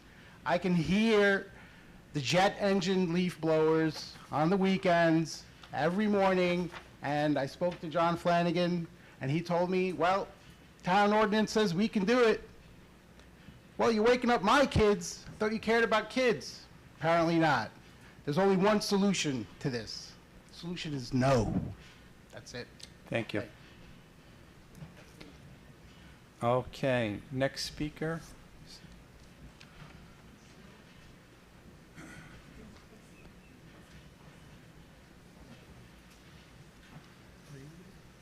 Good evening. My name is Chris Sternad. I've lived across the street from the Knollwood Deli since 1986. Actually, I moved out of there 1995. I moved further back into Mayfair Acres. And the traffic is terrible in our area, but it's not just from the hospital. It's from the cemeteries, the college, and everything else that goes on there. And I was always opposed to anything that went on in our intersection until my son actually got sick. And then I got to see firsthand for 66 nights what they actually do in Blythedale. And now I don't mind sitting in the traffic. And I don't mean to contradict anybody here, and I don't want nobody building a wall on my property or flooding me out either. So, but it should be said that what these people do on a day-to-day basis is amazing. My son could not walk due to his leukemia treatments. They figured out how to get it done. I don't know what else to say, but you have to take some of that into real consideration. These are very good people. I've lived here since 1986. Hated the traffic. It's not just them either. We all know that. I mean, if you get off the highway at 10 o'clock in the morning, you're part of a funeral.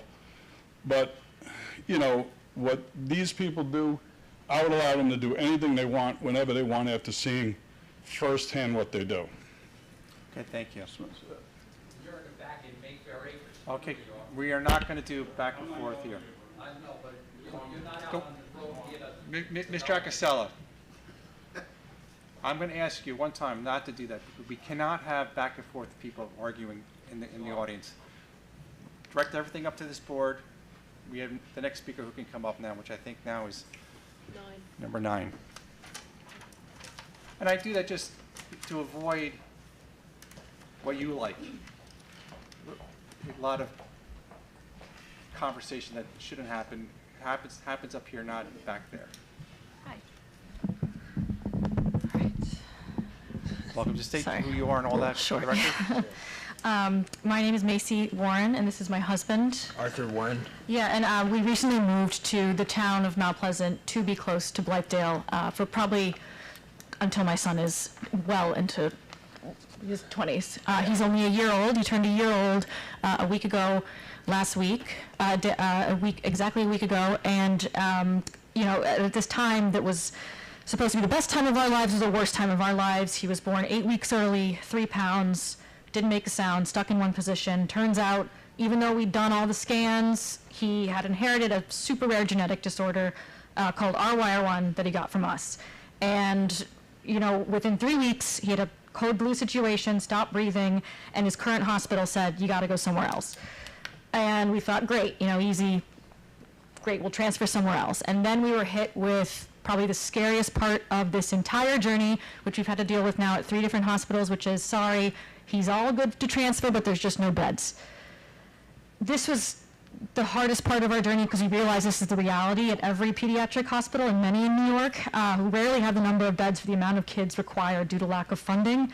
And that month was the scariest of our lives. We watched him get worse and worse. And our story, again, isn't unique. Thousands of families are waiting for a bed that can improve their child's life. And there are just simply too many sick children and too few facilities to care for them. And we do want to say, we hear you. We are proud to be your neighbors. We want to live here our entire life so our son can receive care at Blythedale. We love being here. We want to contribute to the community, and we want him to eventually contribute to the community when he can as well. And we do hear you that, of course, if there were a magical building that we could have that was ready and available to house all of these kids, I would want it to. But there's just not. This is the only opportunity for these kids. It is the best place in New York State for children like this.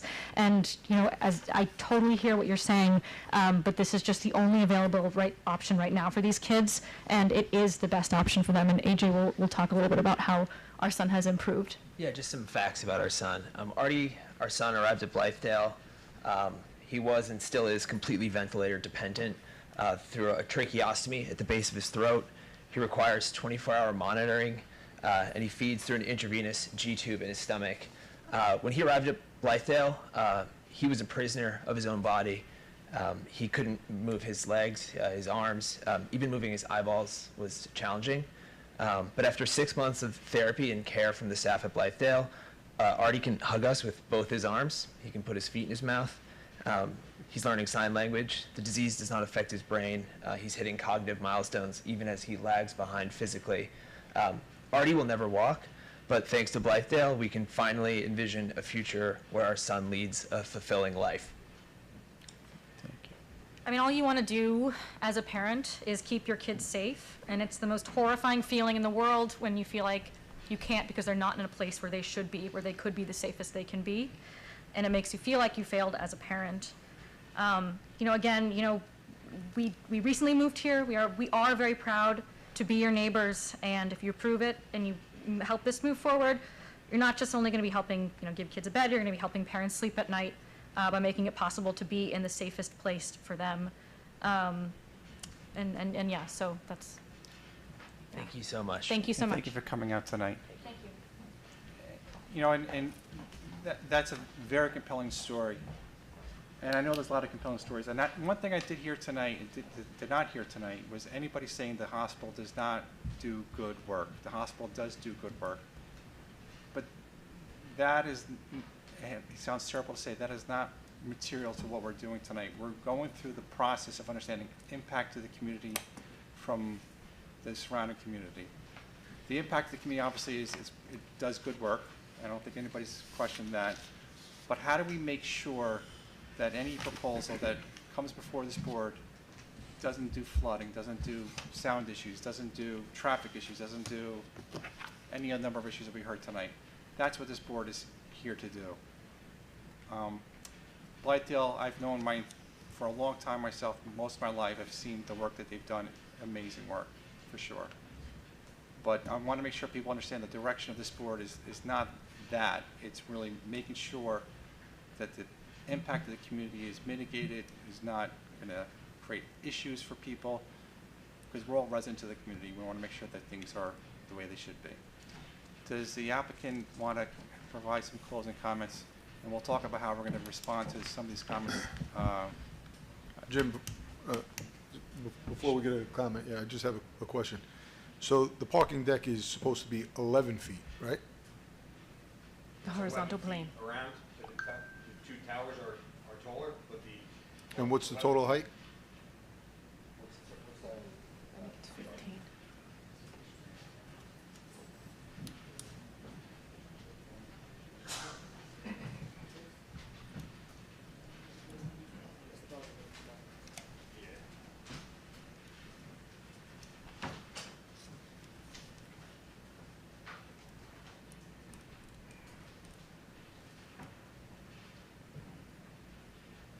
I'll let them get the official answer, but it's 11 feet along here and along here. These towers are slightly taller. I believe they're about 20 range. I'll let Tim answer. We can get them on my deck. And the towers are for staircases?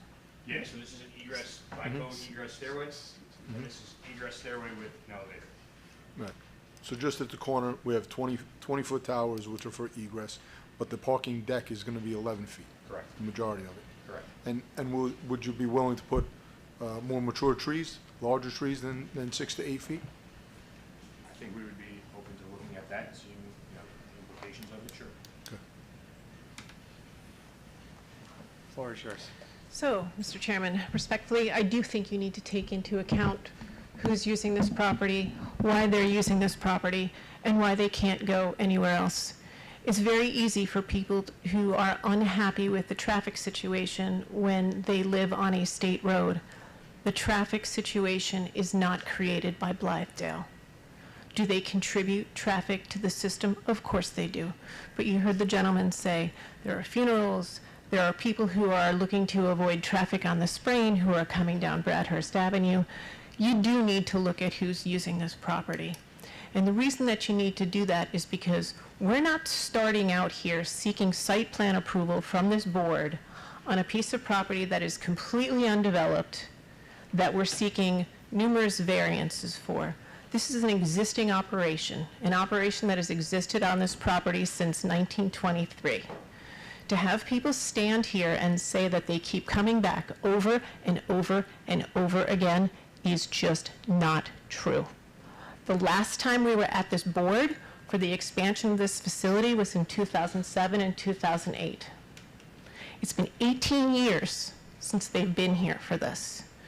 What they're seeking here is a 44-bed expansion for long-term care for children that can't get it in this state. It's really easy for people to say, go buy a new site, go build your beds someplace else. It doesn't work that way, and it's not that easy. When we talk about the special permit for hospitals, yes, it is permitted by special permit here. Yes, there are increased setbacks for hospitals in this particular zone. However, I would point out to you that if I were going to build a school or a municipal building or even a single-family home, I could build it closer to the property line and taller than the proposed parking facility. And I could do it without screening. So what we're proposing to do here is something that So has been... What are you saying there? You're saying this option is better than what you could do. The option is better in many respects than what could otherwise be here. Do you have an Number application one. for that other thing? No, I don't. I have an application before you. Let's stick to the application, please.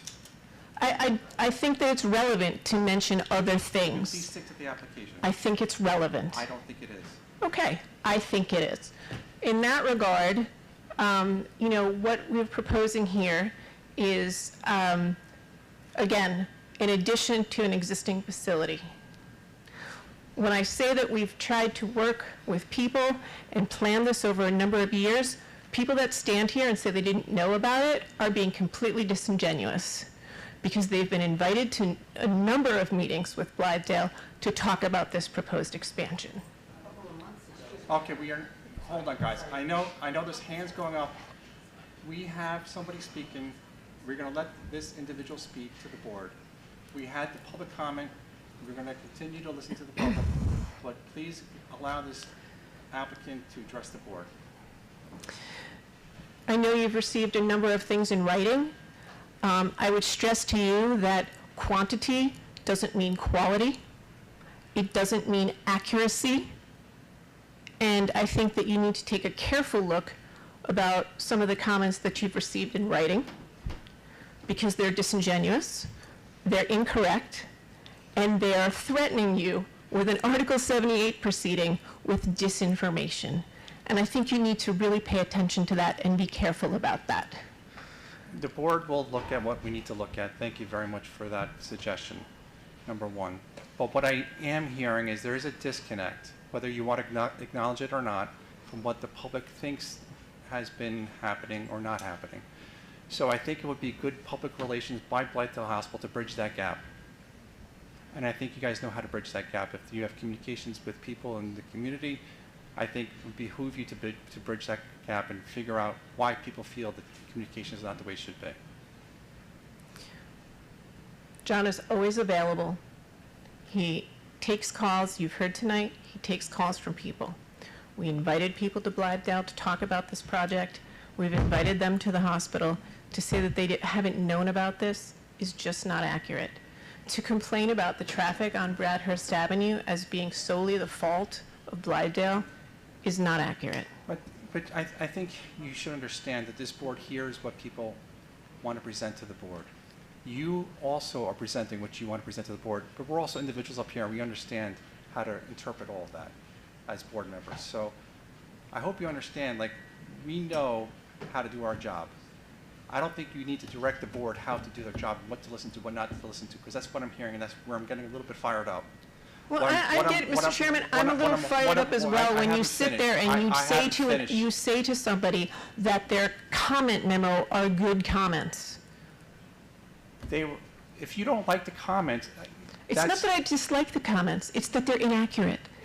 it was a comment that was, a lot of effort was put into. Whether I didn't say I like or dislike the comment, I said it was a good comment from the sense of they did a lot of effort in it. So let's wrap this up. Where are we at this point, Pat? You have an open public hearing, Mr. Chairman, so I think you've heard a lot of comments. I think you can keep the public hearing open if you So- choose to do that. And we're not taking any more public comments at this point tonight. I think we've heard everything tonight, so I see hands going up. But what I anticipate is going to happen is we're going to button up some of these conversations, and some of these things need to be buttoned up in terms of some sort of written response. And if we can get that done, we can have another conversation with the public, and I think it will be a good opportunity for you to bridge that gap as well. That sounds great. Thank you. Thank you. All right. So, we need to make a motion to extend the public, to extend it? Continue. To continue it. We have a motion to continue the public hearing? I'll make a motion to continue the public hearing. Motion from Walter. Second. Second from Eileen. Walter. Aye. John. Aye. Eileen. Aye. JD. Aye. And I for me. Okay, motion to extend the public hearing. That's it for this particular application.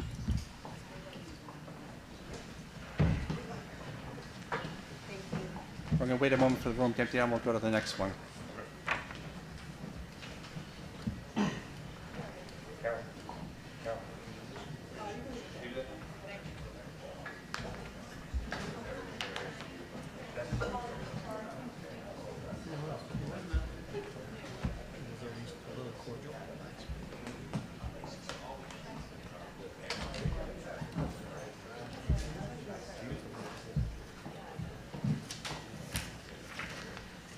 Okay, so next up is new application, proposed Bellevue Avenue, lot number 79, development of a single-family dwelling with driveway, yard areas, water and sewer, drainage and retaining walls improvements.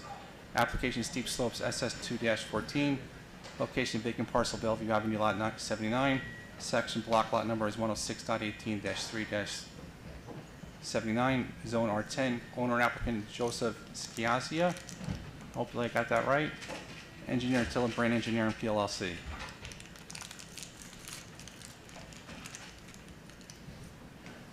Welcome. Okay, good evening. Brian Hildenbrand, the engineer for the project. So this is up on Bellevue. We've been in front of you guys before for lot 78 and more recently lot 80, so this is in the middle. When we were last here with lot 80, this lot was owned by someone else. The neighbors didn't get along, so since then, it's under new ownership. So we're coming tonight to propose to build a house, a code-compliant house. Just like the rest of the lots, it's a steep lot, so we're constructing a retaining wall along the rear. The benefit we see is that currently for lot 78, there's a retaining wall along the side, and lot 80, there's a retaining wall along the side. So we're coming in to kind of to fill the gap, blend in the grades a little bit better, make it a more cohesive neighborhood. So, you know, that's one of the benefits of the new ownership, that we can move forward. Essentially, these walls along the side will be graded away, And then in the rear, we'll have this retaining wall system. There's a 15-foot easement along the back, so we have to be 15 feet from the property line in the back to allow for the sewer. So other than that, we did get Mr. Cleary's comments. We can run through those, but ultimately, the entire site realistically will be disturbed, so. Yeah, Mr. Clary has some pretty good points also in his comments that need to be addressed at some point. Yeah, no, Did you address them? Not yet. we haven't. We just got the comments late last week. So that was, we're going to disturb the whole site, so I didn't break out the areas of how many square feet, because it's the whole lot. Because this whole area will be filled, we can calculate the amount of fill needed. We are excavating the basement, so we'll use as much on-site as we can. Where the retaining walls meet existing walls, we'll have joints at the property line just for ownership and maintenance, and if the walls have to be changed or repaired, there's a physical break. So that can all be detailed. So the big thing for that neighborhood, though, I would say is which is everything is flooding and flooding mitigation, because that's one of the top of the hill houses. Yeah, I think it's less flooding in this case. I think the stormwater management plan is easy to address. This is the issue we dealt with on this road and on Lisa Lane, and in fact, this could correct a condition. So what people have been doing is building retaining walls, filling the lot, then the next lot's not done, and then the next lot is, so there's this uneven condition. So if you remember on Lisa Lane, we had the neighboring properties work together, so there weren't those distinctive changes in topography between properties as you went along the road. Right now, that condition exists, so it could be that by coordinating with those adjacent properties, those side walls effectively go away. So that's a challenge for Brian. If he could make that happen, that's a win for everybody, but it's just not apparent that it's happening yet, so we gotta dig into this a little bit deeper. Okay. So what is your next step now? You're gonna answer these comments from Pat, right? Yes. You gotta reconfigure a couple things, right? Yeah, we'll clarify some things on the plan, make the grading, if that is the intent, to grade away these walls on the side as much as we can, blend the side yards in, so we can show all that. Can you tell me the distance from the rear of the house to the top retaining wall? Just over 17 feet. It's steep. It's deep. We are going to look if maybe getting away with a single wall, if the grades work, just to give as much as we possibly can. This lot is constrained by the sewer easement in the rear, whereas you can see this is the existing wall on lot 78. They had the benefit of that extra 15 feet to play with. And if I recall Pat's letter, you said that the retaining walls are about 5 feet high? I think it's 4 or 5 feet, 2 of them staggered. Then you can only go to 6. Yeah. This might be a appropriate location for a variance for a higher wall so that you can get a bigger backyard, although even going out to that second wall is what's going to give you a 22-foot backyard or something like that. It's not much. Right.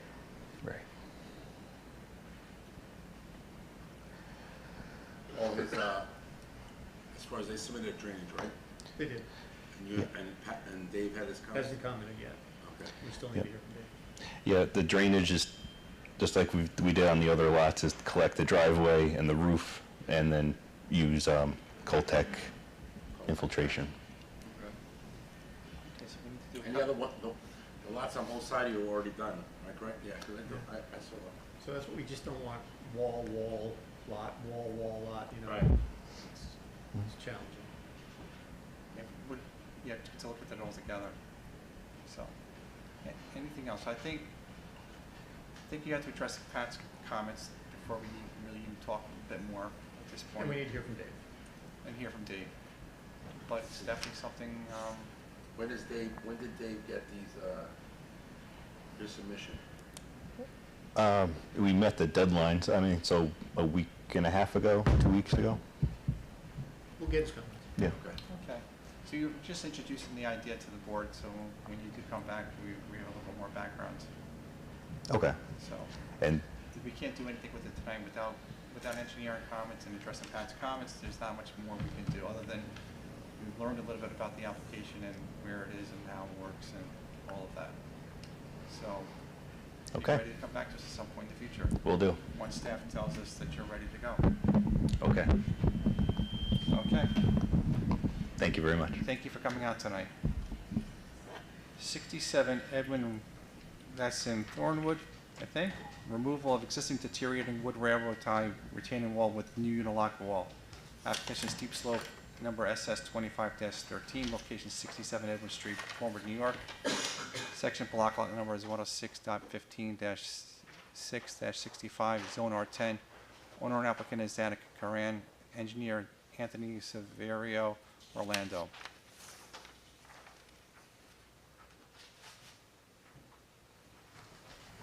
Good evening, board members. My name is Richard Riccardi. I'm here on behalf of Anthony Orlando and representing the owners of 67 Edwin Street to present our proposal to replace an existing wood railroad tie retaining wall that is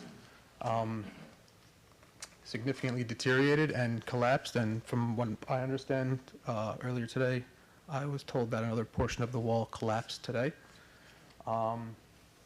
We're going back with a new concrete unilock retaining wall to maintain the general function of the wall and provide a more durable, long-lasting system. The overall height of the two-tiered retaining wall is going to remain the same. There's going to be no change to the height. Any necessary regrading will blend into the existing grade as well. As far as drainage, I'm unsure of any existing drainage at the wall, the current wall. But we are going back with new drainage. We're also installing a level spreader as well for any water runoff mitigation. This application was reviewed and comments were addressed by the engineering department. I had a back and forth dialogue with them. I addressed all their comments and they seem to be okay with it from what I understand. If you guys have any additional questions, I'll be more than happy to answer them. Comments or questions, board members? So the town engineer's looked at this, he's doing his thing on it. Okay, I'm going to ask the question. This is one of those applications that's replacing an existing wall. Why are we here? There's disturbance beyond the wall. Oh, there's So disturbance to problem. build a new unilock wall, there's disturbance that triggers the steep slope. Okay. It's not the wall itself, it's building the wall that's triggering it. And Dave addressed everything, right? You did, they're good, it's a very simple application. So Okay. can we move this forward to a public hearing? Again, Do we need to? you do not need a public hearing on a steep slope application. Even better. Again, I'm sorry, again, the wall is collapsing and I don't know if there's anything that we could do to maybe expedite the process so no further damage happens. I know we have to go through all of its rounds, It but looked like you had some pictures. Can we see them? yes.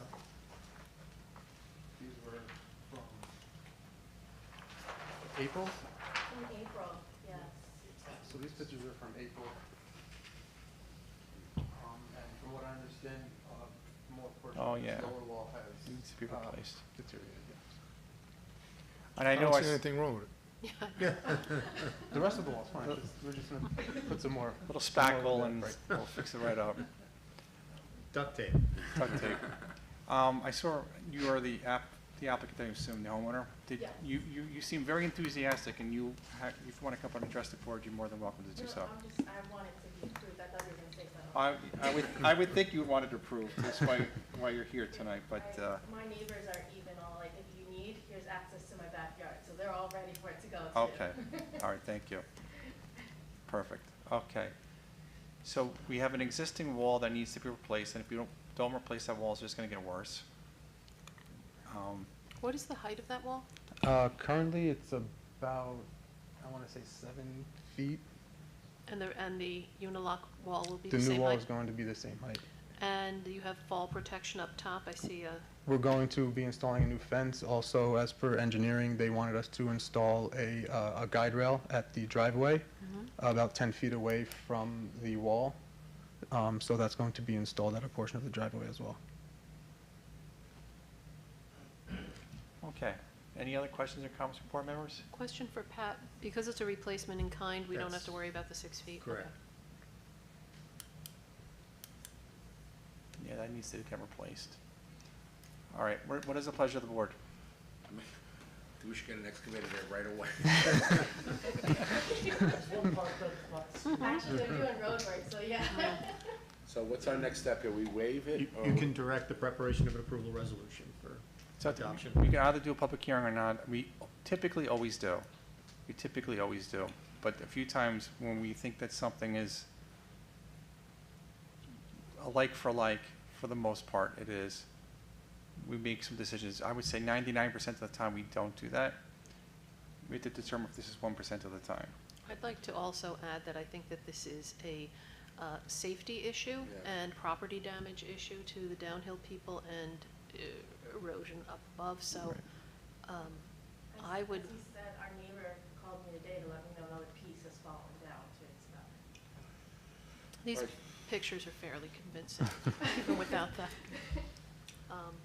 Yeah, so for myself, I don't feel the need to go to a public hearing and delay this. And I agree. I There's agree. a significant sense of urgency here that they Yeah. need to move on this project. Okay. So do we have a motion then on that? I make that motion to, what do we have to say, waive it? direct Draft. preparation of an approval resolution. Motion by John and Few of us. John and Eileen. We'll just say John, and you fine-tuned it, but that's good. John, we have a second from you, Eileen? Yes. Walter? Aye. John? Aye. Eileen? Aye. JD? Aye. And I from me. Thank you very much. Thank you very much. I have just a kind of an aside question. If we're directing the preparation of the Steep slope permit. steep slope permit, does that mean that they can't In this pursue a case, building permit? I think they can start the building permit process. Okay. We'll let Sal know. Okay. I think Thank all of you. that has been filed, which is why it was referred That's to even better. engineering. Okay. I don't know, just from my knowledge, you guys do, I guess, emergency repair filings or? So Dave has the authority to do that. Okay. The fact that he hasn't done that, brought it to you, to us, so you gotta wait for us to. Yeah, let's get that done before winter sets in, if we can. Thank you very much. Thank you. What is your timeline, though, do you think, assuming, Construction? yeah? We have somebody who, if it's M&T Construction, they told us it'll take about 3 to 4 weeks. Okay, so winter's coming, so sooner the better. Is there something that could be done, Pat, for shoring of that right now while we're awaiting this? I'll An talk to Dave in the emergency morning, shoring? perhaps that, and between Dave and Sal, I think, and an emergency shoring is something that might be appropriate. Right. Okay. But it may be easy just to do the work, too. And we'll let the town staff handle all that time, they're the experts, and we'll let them figure that out. Welcome to Mount Pleasant. So we're gonna leave it to the staff, but if they can allow it to go right away, this board has no That's the objection? conversation we'll have Okay. with the building Is that inspector. accurate? yeah. Okay. We'll see if we can expedite things. Thank you. Okay, so next up, item number 423 and 429 Commerce Street, demo existing buildings, construct new multi-use building with 12 proposed dwelling units, 1 office space, 2 commercial retail spaces, and a rear parking lot with 18 parking spaces. So this is Lillian Winzig's building. Whoever does that first. Get a little closer look. I'm becoming like my predecessor. This is Lillian Winzig's old building. That's right, Yeah. correct.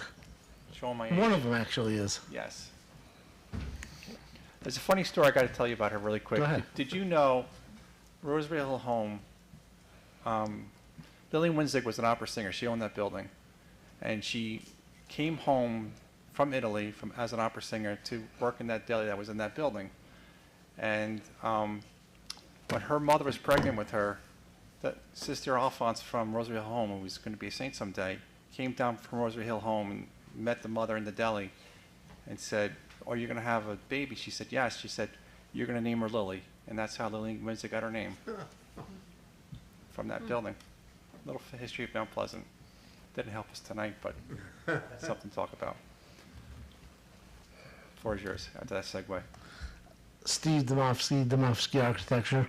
So this is a proposed mixed-use building at 423 Commerce Street, which is right next door to the old Gordo's. So we're going to be taking down a 3-story residential building and Winzigs, and putting a 12-unit building here. The building, the site is approximately 16,500 square feet. Required is 5,000, so we're well above the requirement. In terms of the proposed parking, you'll see on the site plan, all the parking is behind the building. The building is to be right up at the street, and we have 17 parking spots required. We're providing 18. I just got some comments from Pat and David Smith. We have to add a few things, address their comments, but the number of parking spots will probably end up at 17. We might grab a few more spots when we do the structure of the building, which will maybe grab a couple more spots here. So we'll be well over the requirement. We'll at least meet it. We'll at least meet it. We might be over the requirement.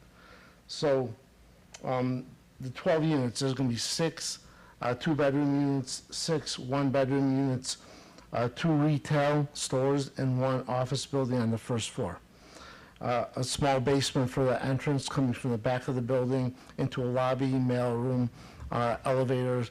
There'll be some mechanical rooms downstairs, and there'll be some tenant storage also downstairs. In terms of zoning requirements, we tried working this building to minimize or eliminate any zoning requirements. And right now, there is one identified zoning requirement, and that's for the building height by code is 39 feet. We're allowed 40 feet. We have some decorative features that bring the building at one point up to 41 feet 6 inches, which is about 18 inches above. It's not habitable space. Per the code, the building inspector can waive that zoning requirement. So we have talked to Sal about it at a pre-meeting with Pat and Sal and David, and he is willing to waive that one requirement. A few other small things came up in terms of zoning, which we will address, and we're going to try to bring the building into 100% zoning compliance. I'll just show you guys the floor plans. Any questions on the site? How many, are the buildings currently vacant? No, they do have tenants in the building right now. And how many apartments are there total now? Right now, there's 5 in both buildings. Okay. Yep. So we're going to ultimately have 12 in this building. What about sidewalk walkability? Yep. So this is our property line right here. We're not touching the sidewalk. So the sidewalk will continue in front of the building and continue on down to the station. Although if you read Pat's letter, you're going to be touching the sidewalk. Right. We saw that. It would have to happen during construction anyway. So, sorry, Pat.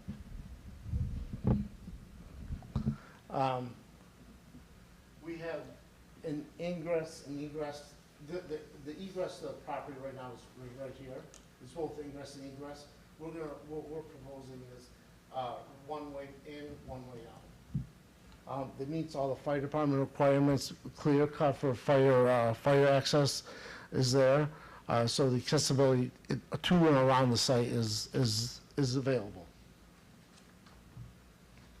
You just need to be one favor. There's a typo in apartments on top. I know. You don't. Thanks, though. Okay, so the, let me go over here. You can also. I know, I realized when I was coming over here. Sorry. So, basement floor. So this is where all the parking is. There's a few spots here and then back here. So all the parking, all the entrance for the handicap and the tenants will be through here along this foyer to a mail room, stairs going up, and elevator here going up, tenant storage here, and mechanical electrical room in the bottom floor. Up to the first floor, 2 retail, 1 office, and we have 2 units here. And again, they're a mix of two bedrooms and 1 bedrooms. All the 2 bedrooms, just for amenities, all the 2 bedrooms have 2 bathrooms in them. All the 1 bedrooms have 1 bathroom and 1 powder room, 1 full, 1 powder room. Washer and dryer in the units. Some of them have a little alcove for office, now that people are working from home a little bit. So the retail spaces are not enclosed. You've got a ramp going up to them, but you'll see into the businesses from the street, from the sidewalk? So the sidewalk starts here, and it slopes down about 3 or 4 feet to the end. Okay. So when you're walking down here, the entrance to this area up here is from here, staircase up and around. That's all open, right? This is all open, Okay, yeah. okay, Yeah. that's just what I wanted to make sure. And just in relation to the form-based code, we meet all the requirements of the form-based code for transparency on the first floor, for building glass height. All those are hit and hit well. All the ins and outs of the building to make it a little bit more smaller looking are there. Yeah, so this is all outdoor space. A lot of the ramp was driven by the engineering requirements, where because the property slopes in the back, we have to raise the building high enough to get access to the sewer system and the drainage system. So where we have the building set right now in terms of floor height is the lowest we can possibly bring it and make engineering work for stormwater, for sewage, for all that good stuff. 2 staircases for egress purposes, state building code requirements. Elevator, all handicap accessible from both sides, front and back. You have two retail and 1 office space. Yeah. Is there a reason that you chose that breakdown? Just the owner requirement. Do you have Are they tenants yet? pre-leased? Yeah. No. I don't think they are. Not yet. And the square footage of those, sorry? These are just about 400, and this is a little bit over 400. And the reason why I put these together, if they want to combine it to make it something bigger, they I can. was gonna ask that. So Yeah. there's a possibility it could be broken up if they Yeah. require more space in one of the stores. Absolutely, and we'll still meet the parking requirements also.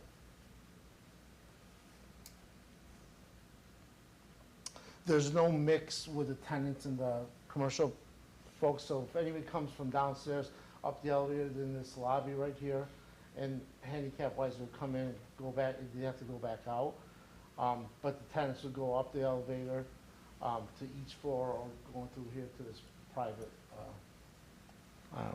corridor. The apartment windows were all facing the rear of the railroad? There is some, no, actually, all 3 sides. You'll see some here, here, and here on the upper floors.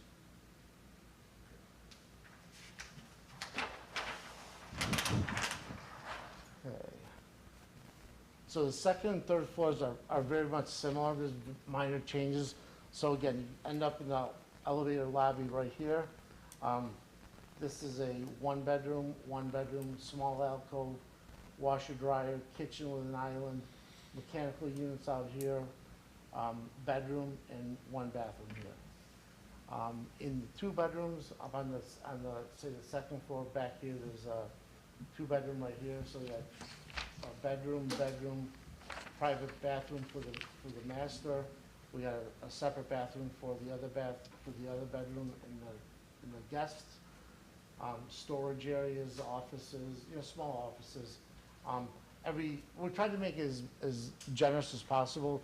Each bedroom has, not all of them, most of them have walk-in closets. Something a little bit bigger than a standard closet. What about laundry? Laundry, each one has a laundry, like this is a laundry unit Okay. here, and, yep.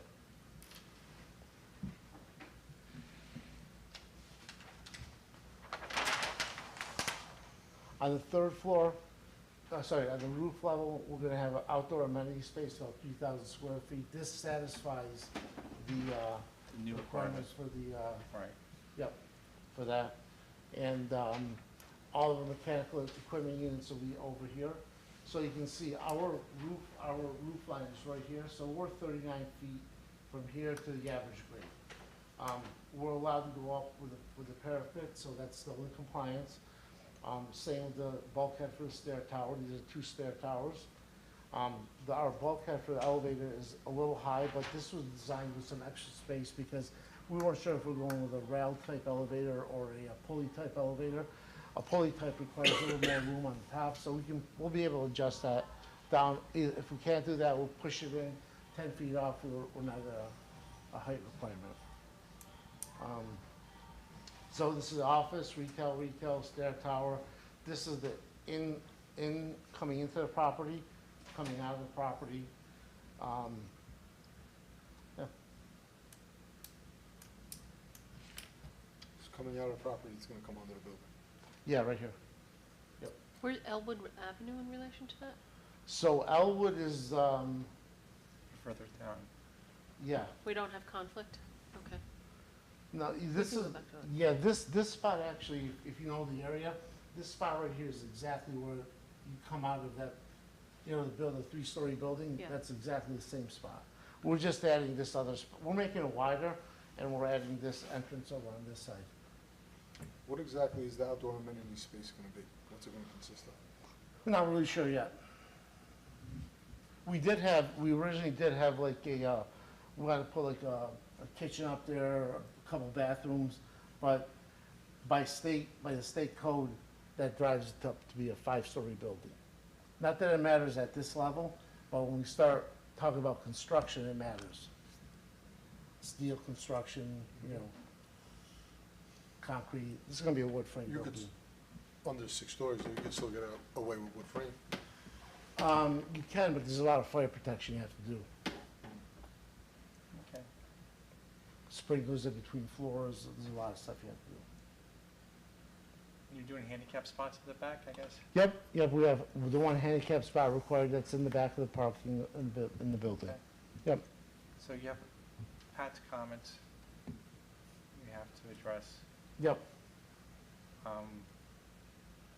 You got a little ways to go, I guess, to address the Pat's comments, engineering comments. Can I just see So- the rear elevation? Yeah. So what happens when you go down, this is our low point right over here. And again, we have all the clearances that we need. So you'll be coming into this and going into the building to get up to the elevator lobby. This is side, this is side. So again, it appears to be a 4-story, but by our code, it's still a 3-story building. Building code's a little bit different, but for our code, we're 3 stories taken from average grade. When you say our code, what's our code? Zoning code. And the ramps out front, like I wish that was at grade, but that doesn't run afoul of any of the hamlet. It doesn't run afoul with any of the zoning provisions, but it's an issue. So I think you Okay. want to dig in on that as much as you can. Steve's talked about minimizing that, but can you minimize it more, minimize it kind of thing? But I will say, this is an example of the form-based code doing its job. So essentially, as Steve described to you, he's complying with essentially every requirement of form-based code, and there's 24 of them. So this is a good example of the form-based code in action. How did you like working with the form-based code? It was our first time really getting this deep into it. Ours There were some challenges, but you know what, they can be overcome. I mean, there's definitely overcome. I see it working better a lot with properties that have a little bit more space to them. When you get down to the smaller ones, it might be even more challenging, but definitely workable, and it's definitely, I think in terms of even like finishes and consistency, it's probably gonna do its job.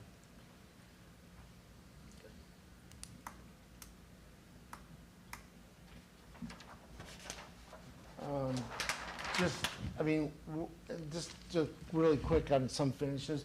These are the finishes that we're going to be proposing to this building are finishes that you see all over town, all over, whether it's residential, commercial, stone base, brick, hardy plank, some metal roofs on top of the building, things like that. So And this has to go to the architectural review board, I'm assuming. It does, but remember, Jim, that in the form-based code, there are design guidelines that relate to finishes and that material. So you have some guidance with respect to, Steve had some guidance with respect to how to design the building. Yeah. So again, being consistent with that should make getting through the approval process relatively easy. Okay. So I think he's got to address comments. It's Yeah. another turn of the crank before we get to move to public Yeah. hearing on this. It's definitely interesting. It does clean up some of the, I don't want to use the word clean up, it does That's a good word. clean up some of that area. Yep. Yep. And as far as this ramp stuff, I mean, we studied it in a couple different ways. We studied it with the railings, we studied it with retaining walls, so it just blocks it.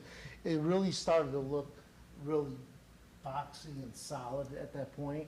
And with all the site, even though we have a little bit bigger of a site, we would like to push the building back a little bit, but we just can't with all the parking requirements and all the vehicular traffic requirements and those kind of things. So we thought we'd break it up here. We're gonna try to put some like planters here. You know, there might be some selective spots that we can put that in, but it's just, you know, I mean, it gets tight when you start to develop these properties. What about glass railings? You know, didn't think about it, but, you know, we use glass railings, and wherever we use them, they're better in small quantities, small lengths. I mean, this is a big length of railing to do that. Certainly a consideration, but, yeah.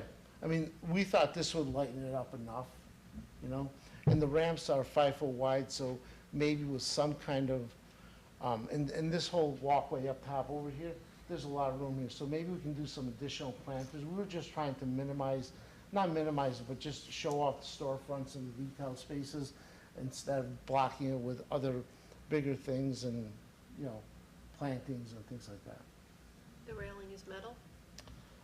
Right now it is, but I mean, we really, you know, we're gonna get into that development, you know, as we go. Is there a gas station or one of auto repair shop adjacent to it? Right here. I believe it was a gas station. Oh, 100 years ago. Now, maybe they moved. Just repair, yeah, it's just auto repair at this point, I think, yeah. I think you're right, yeah. So I'm assuming they pulled those tanks out of that gas station. And I'm saying, there's no concern with bad soil in that area? It probably is, but I don't think it's that big of a deal today as it was years ago. I mean, it's actually a benefit when you're building to get into the brownfield program. Have you done You work get tax there, credits or- on it, and if We you have- get into the BCP program. So Steve, I see that one of the things you may want to do is give us an updated EAF, because I don't think you use the EAF mapper, which would identify what Walter's bringing up if there's hazardous waste on or adjacent to your property. Okay. So that would give us at least a heads up of whether or Yep. not there's a problem next door, which may be then a problem on your property. Hope not. Speaking of seeker, you can start that process tonight by designating your intent to be lead agency, and you can get that ball rolling. Anything else, Steve? I have the site civil engineers here if you guys want to hear from them.